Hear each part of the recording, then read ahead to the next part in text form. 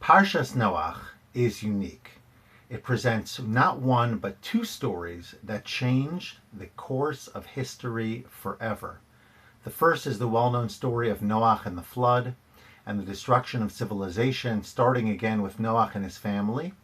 The latter occurs and is described briefly at the end of the Parsha, where we find out about the building of the Tower of Babel.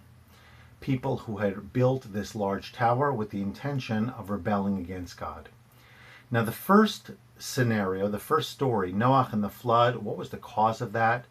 The answer is that it was primarily driven by corruption and specifically theft, robbery, one person of another. And as a result of that corruption, God destroyed the world and started again with Noach and his family. The end of the Parsha, we learn that the building, the construction of this tower was specifically to rebel against God. And yet the consequence there was much lighter. The consequence was where the people were confused, their languages were changed, they were no longer able to communicate one with the other, and ultimately their plans were thwarted because they could not properly communicate and execute a plan, a full plan of rebellion against God. And Rashi asks the obvious question, which one was worse? Right? One thing is corruption against other people. Yeah, it's bad. Robbery is bad. Being not nice to one another is bad. I get it.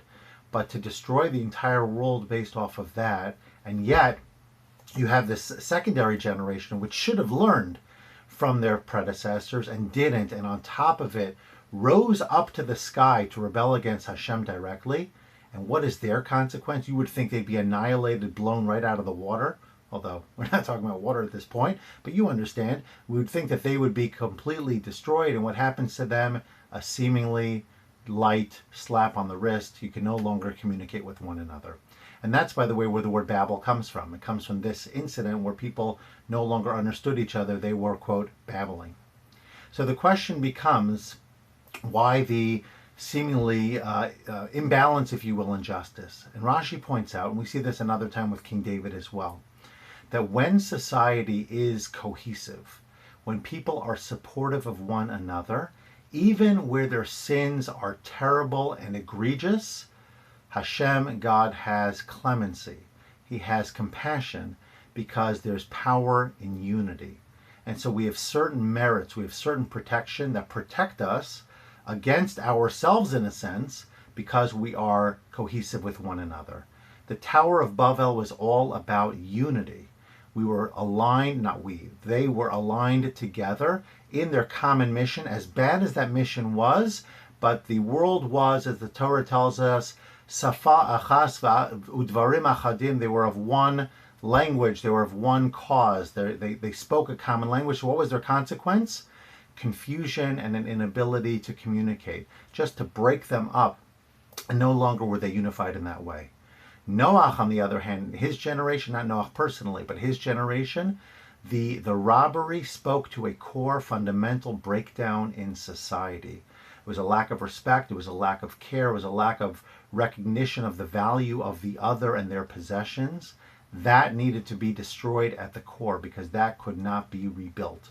You couldn't just confuse them back into a reset. They needed to be completely destroyed. That teaches us the power of unity. Number one, the zchus, the merit that unity creates when we pray b'tzibur, we pray publicly, daven b'tzibur, when we're cohesive around common causes that are positive causes, the power of that is tremendous. And we also see the flip side of that. When there's a breakdown in our cohesion, when there's finger pointing and blaming and name calling and all sorts of things that unfortunately does happen, and the things that separate us tend to become accentuated, then we lose those merits.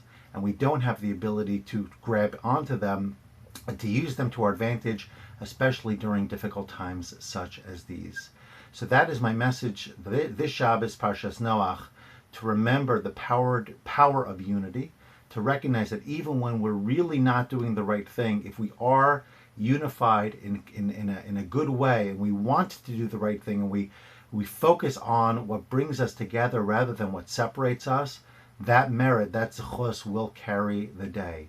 And if we allow the pettiness, if we allow the little things to separate us, if we focus on what's different about us rather than what unites and bonds us together, we will lose that merit.